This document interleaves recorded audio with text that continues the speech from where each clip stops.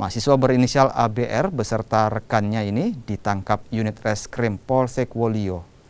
Keduanya ditahan setelah diduga jadi pelaku begal di salah satu kedai di kawasan Kota Mara, Kota Bau-Bau pada bulan November 2021 lalu. Keduanya ditangkap di tempat terpisah setelah sempat buron selama 5 bulan. Dua pelaku begal ini dibekuk di tempat terpisah. Sebelumnya, pelaku mengambil paksa ponsel milik pemilik kedai dengan menggunakan senjata tajam. Usai melapor ke polisi, melakukan pengejaran hingga akhirnya ditangkap beberapa bulan kemudian. Itu berawal dari aduan dari korban yang terjadi pada bulan November 2021. Berawal dari situ kami melakukan penyelidikan sehingga alhamdulillah malam ini kami berhasil menangkap 2 orang terduga pelaku dan saat ini masih dalam proses pemeriksaan di Satreskrim Polsek Wolio.